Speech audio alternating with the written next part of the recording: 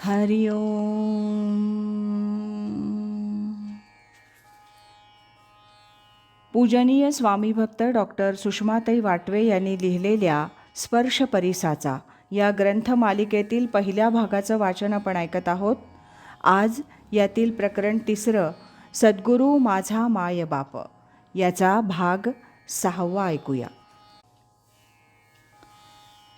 शुद्ध परमार्थाचा प्रचार प्रसार कसा व्हावा, प्रत्येकाला त्यासाठी काय करता येईल, त्याविषयीच्या त्यांच्या कल्पना स्वामी मांडत, माझं मत विचारत, मोकळी चर्चा होई.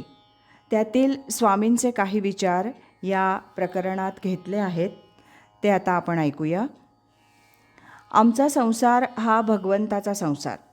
भगवंत 1000 हातांनी देतो. आमच्याजवळ जे जे काही होतं ते ज्ञानासकट पैशासकट सगळंच्या सगळं मनःपूर्वक आम्ही प्रथम लोकांना दिलं. अशी 25-30 वर्ष गेल्यावर आता भगवंत आम्हाला देतोय. आमच्या देण्याला मर्यादा आहे, पण भगवंताचं देणं अमर्याद आहे. तो काय हवं ते देऊ शकतो. माझी तशी इच्छा फारशी नाही, पण जे हवं ते मला प्राप्त होत आहे. माझी मुख्य इच्छा सर्वांनी सर्वांवर प्रेम करावं. आता तुम्ही तिला म्हणालात, तू जेवायला बैस ना. हे मला जाणवलं, पण मला आवडतं म्हणून हे करायचं नाही. आपल्या मनातच ते हवं, आतूनच यायला पाहिजे. कुणी कुणाजवळ नम्रतेनं बोललं की मला खूप आवडतं, त्याऐवजी उद्धटपणानं बोललं की माझी नाडी जलद होते. ही सत्यस्थिती आहे.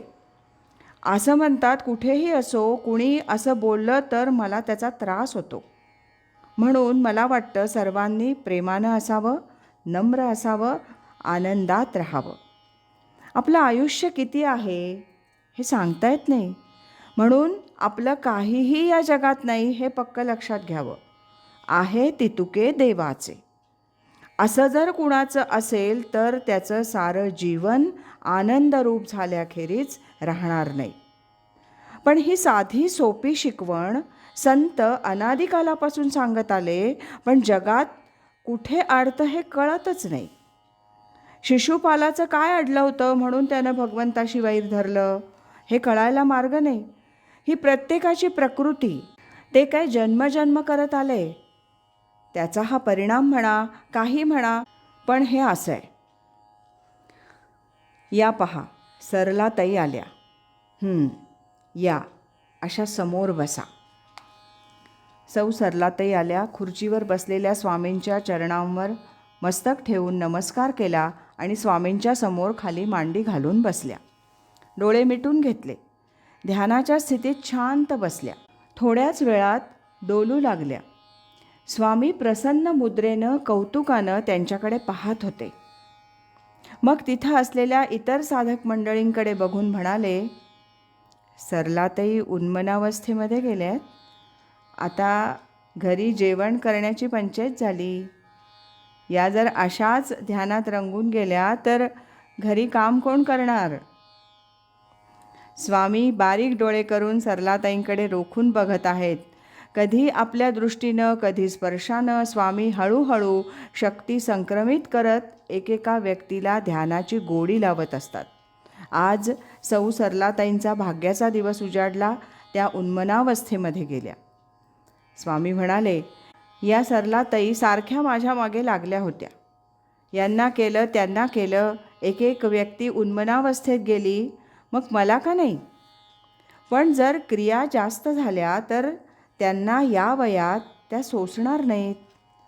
सगळ्या साधिका कौतुकानं सरलाताईंकडे रोखून बघत आहेत.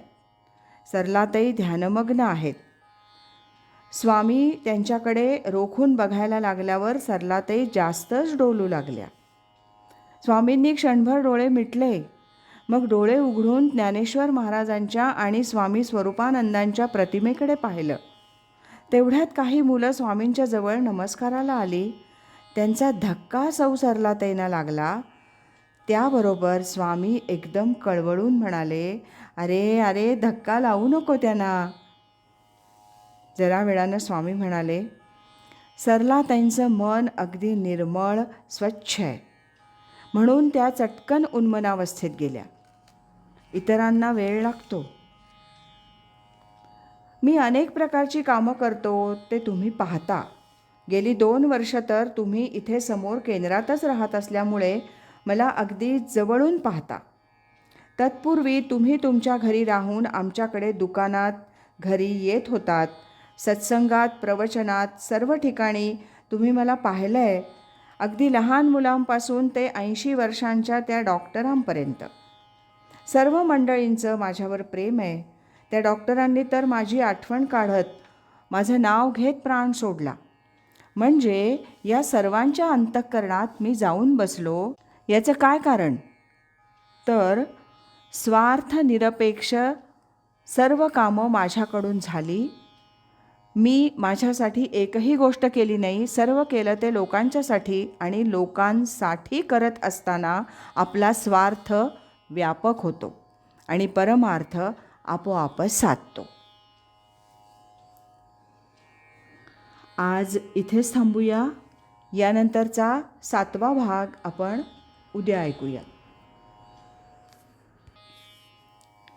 सद्गुरु असती अंतरात, सत्शिष्याते जागवीत. हरि ओम तत्सत.